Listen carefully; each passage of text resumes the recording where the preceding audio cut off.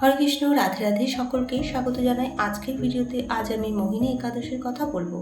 মোহিনী একাদশী 26 তারিখ রাত্রে 8টা 4 মিনিটে শুরু হয়েছে এবং শেষ হবে 27 এপ্রিল রাত্রি 7টা 56 মিনিটে। তাহলে আপনারা 27 তারিখ মোহিনী একাদশী পালন করবেন এবং পারণ সময় 28 এপ্রিল মঙ্গলবার 5টা 43 থেকে সকাল 8টা 21 পর্যন্ত। দ্বাদশী প্রথম প্রহরে অর্থাৎ হরিবাসরের যখন সময়, তখন কখনোই উপবাস ভঙ্গ করা যায় না। সেই সময় যতক্ষণ না পার হয় সেই সময় অবধি আপনাকে অপেক্ষা করতে হবে। যে উল্লেখিত সময়টি আমি বলেছি, তারপর সেই সময়ের মধ্যে আপনি আপনার পারণটি সম্পূর্ণ করবেন। সমুদ্র মন্থনের কথা আমরা কম বেশি সবাই জানি। যখনই সমুদ্র মন্থন হচ্ছিল, একদিকে যেরকম অসুররা, অন্যদিকে দেবতারা এই মন্থন করছিল, শেষে যখন অমৃত পাত্রটি বেরিয়ে আসে তখন তাদের মধ্যে দ্বন্দ্ব শুরু হয়, কে এই অমৃত পাত্র ভাগ করবে। তখন ভগবান বিষ্ণু মোহিনী রূপ ধরেছিলেন। অসুরদের ছল করে দেবতাদের তিনি অমৃত পান করিয়েছিলেন। এটি কেবল গল্প নয়, বরং এটি অশুভের উপর শুভের জয় হয়েছিল। এই শুভ কাজটি ভগবান বিষ্ণু মোহিনী রূপ ধরে করেছিলেন। যখন অন্ধকারের আধিপত্য বিস্তারের ক্ষমতা ছিল তার এই অবতার গ্রহণের কারণে। মাসের এই একাদশ দিনটি মোহিনী একাদশ নামে পরিচিত।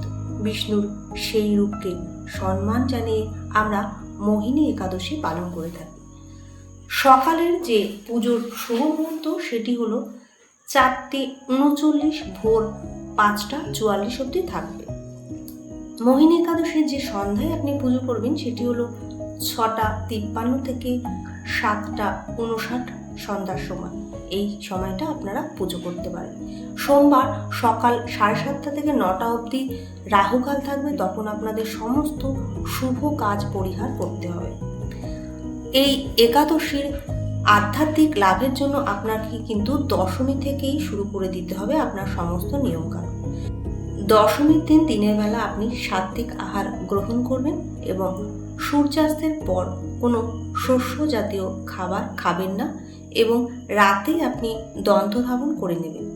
একাদশীর দিনে আপনি সকালে স্নান করে ভগবান বিষ্ণু পুজোর জন্য সংকল্প গ্রহণ করুন। পূর্ণ ভক্তি সহকারে আপনি এই উপবাসটি করুন। ফুল, চন্দন, ধূপ, দীপ ভগবানকে নৈবেদ্য দিন।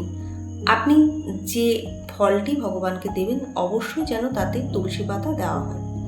পুজোর পর একাদশীর কথা শ্রবণ করুন। সারাদিন ধরে আপনি বিষ্ণু মন্ত্র জপ করুন। ওম নমো ভগবতে বাসুদেবা করতে পারেন, হরে কৃষ্ণ মহামন্ত্রও জপ করতে পারেন, আপনি নাম সংকীর্তন করতে পারেন। ভগবান বিষ্ণুর ষোড়শ উপচারে আপনি পুজো করুন। অবশেষে ক্ষমা প্রার্থনা করতে কিন্তু ভুলবেন না। ভক্তরা নিষ্ঠার সাথে অবশ্যই এই উপবাস পালন করুন, অবশ্যই আপনারা ফল পাবেন। সন্ধ্যায় পুনরায় আবার ভগবানকে ফল নিবেদন করে পুজো করুন। অবশেষে দ্বাদশীর দিনে গিয়ে আপনারা পালন করুন এই 34 ঘন্টার একাদশী ব্রতের প্রতীক। নিয়ম অনুযায়ী ভক্তি সহকারে একাদশী পালন করলে মন শুদ্ধ হয় এবং পূর্বজনের সমস্ত পাপ আপনার মোচন হয়। ভগবান বিষ্ণু আশীর্বাদ লাভ করা যায়। আপনি সারা দিন ধরে ভগবান বিষ্ণু সম্পর্কিত কাহিনী, ধর্মগ্রন্থ যেমন বিষ্ণু পুরাণ পাঠ করতে পারেন, পাঠ করে শোনাতে পারেন। ভাগবত গীতা পাঠ করতে পারেন, পাঠ করে শোনাতেও পারেন। যেগুলিতে মোহিনী একাদশীর তাৎপর্য তুলে ধরা হয়েছে সেগুলোও করতে পারেন। এই দিনের মূল উদ্দেশ্য হলো ভগবান বিষ্ণুর কাছে নিজেকে পুরোপুরি সমর্পণ করে দেওয়া। আধ্যাত্মিক উন্নতি এবং অশুভ প্রভাব থেকে সুরক্ষা ও পূর্বজন্মের পাপ থেকে মুক্তির জন্য অবশ্যই ভগবানের কাছে প্রার্থনা করুন। পরের দিন সকালে দ্বাদশী তিথিতে বিভিন্ন আচার অনুষ্ঠান পালন এবং ভগবান বিষ্ণুর উদ্দেশ্যে প্রার্থনা নিবেদন করুন। তারপর পালন করে উপবাস ভঙ্গ করুন। এই পবিত্র দিনটির উদযাপন সম্পন্ন করুন। ভক্তরা অনেকেই বিশ্বাস করেন যে আন্তরিকতার সাথে ভক্তিভাবে যদি আপনি একাদশী পালন করেন তাহলে আপনার জীবন থেকে মায়া মোহর আবরণ অবশ্যই দূর হবে, মনকে শুদ্ধ করতে পারবেন, আপনার সংসারে সুখ শান্তি সমৃদ্ধি ভগবানের কৃপা লাভ করতে পারবেন। ভিডিওটি যদি ভালো লাগে অবশ্যই কমেন্টে ওম নমঃ ভগবতে বাসুদেবা অবশ্যই লিখবেন। লাইক, শেয়ার, সাবস্ক্রাইব করে পাশে থাকবেন। আপনারা সবাই ভালো থাকুন এবং সুস্থ থাকুন।